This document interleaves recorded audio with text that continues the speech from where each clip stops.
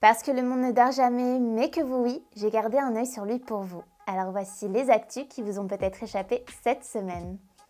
Elle avait entre 13 et 15 ans, elle tournait son premier film, un drame baptisé Les Diables.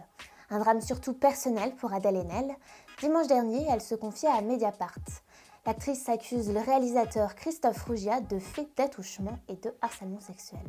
Une histoire gardée secrète, la comédienne 2 fois césarisée n'a jamais porté plainte et elle a expliqué pourquoi. Il y a une violence systémique qui est faite aux femmes dans le système judiciaire. C'est qu'en fait, moi je crois à la justice, mais il faut que la justice, elle parle de toute la société. C'est un viol sur 10 qui aboutit à une condamnation en justice. Ça veut dire quoi? Des 9 autres? Ils ont été nombreux à la soutenir, Jean Dujardin, Marion Cotillard, Brigitte Macron, Marlène Schiappa. Ce témoignage fort relance 2 ans plus tard le mouvement #MeToo, une affaire qui avait permis aux femmes de dénoncer les violences sexuelles dans le cinéma. Dans la foulée, le parquet de Paris a ouvert une enquête pour agression sexuelle. Une enquête ouverte sans plainte d'Adèle Haenel, ça peut paraître étonnant et c'est pourtant possible. En France, le parquet peut ouvrir une enquête d'initiative. De son côté, Christophe Rougiat continue de nier toute agression sexuelle. Il reconnaît simplement avoir eu une emprise sur la jeune actrice. Pour Adèle Haenel, le monde du cinéma doit aider à faire bouger les choses dans toute la société.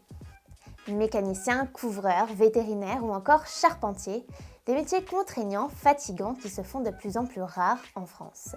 Faute de candidats, cette année, c'est 150 000 emplois qui n'ont pas été pourvus.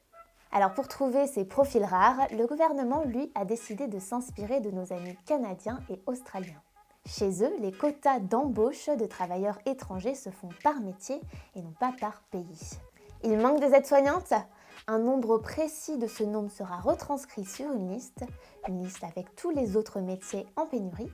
Et grâce à cette liste, les entreprises dont les métiers y figurent pourront recruter à l'étranger très facilement. Alors, the solution ou fausse bonne idée? Mais déjà, pourquoi faire appel à des étrangers quand on a déjà 3 millions de chômeurs chez nous? Car les Français ne répondent pas à cette demande, répond Muriel Pénicaud. Et ce, malgré tous nos efforts de formation. Ce n'est donc pas une concurrence à la main-d'œuvre française. D'autant plus que cette immigration économique ne représente que 13% du total des étrangers accueillis. 33 500 personnes l'an dernier. Pour l'exécutif, une immigration à privilégier par rapport à d'autres, comme le regroupement familial. Il devait ressembler à ça. Ça donne envie, et pourtant, ce méga complexe ne verra jamais le jour. C'est ici dans le Val d'Oise, à Gonesse, que Repas City ne sortira pas de terre. 80 000 hectares de culture céréalière épargnés, mais 10 000 futurs emplois envolés. Une aberration pour le maire de Gonesse. Nous avons beaucoup de quartiers avec des taux de chômage de jeunes très élevés. Une victoire pour les commerçants des villes limitrophes. Un sacrifice de cette région au nom d'une vision uniquement symbolique de l'écologie pour les habitants.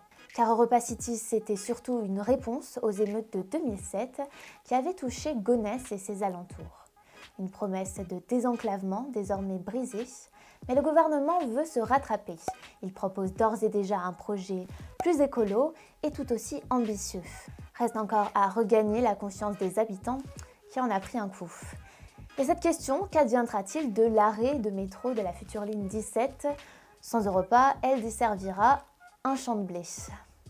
Depuis septembre 2019, une étrange marée noire recouvre le sable fin de nombreuses plages brésiliennes. Pour l'instant, son origine est inconnue. Le président Jair Bolsonaro accuse le Venezuela dément. Va-t-on devoir faire appel à Détective Conan pour résoudre ce mystère ? Plus sérieusement, cette marée noire est un désastre pour la faune de la région. Elle a déjà fait ses premières victimes, même si les poissons semblent résister, ces tortues et ces oiseaux n'ont pas eu cette chance. Plus de 2000 km de côtes souillées de pétrole, un pétrole qui pourra mettre 20 ans à disparaître.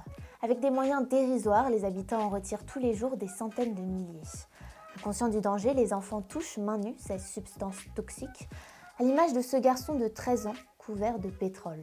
Vente de poissons et baignades interdites, compliquées en pleine saison touristique. Cette mystérieuse marée noire menace désormais toute l'économie de la région et le pire serait à venir selon le président brésilien. Et on finit avec un sujet que j'affectionne particulièrement, une de mes plus grandes passions dans la vie, la food. Enfin, le fast-food en l'occurrence, le king du fast-food, j'ai nommé McDonald's, a fait ses adieux cette semaine à son patron depuis 2015, Steve Easterbrook. C'est une liaison consentie avec un homme ou une femme inconnue au bataillon, une histoire d'amour qui lui aura causé sa perte, son licenciement. Si en France, il est parfaitement légal de sortir avec son patron ou même un simple collègue, ce n'est pas le cas aux États-Unis. Surtout depuis le mouvement #MeToo, de nombreux PDG ont perdu leur poste à cause de liaisons sur leur lieu de travail. C'est une violation de la politique de McDonald's selon le conseil d'administration, une erreur de jugement reconnue par Steve Easterbrook lui-même.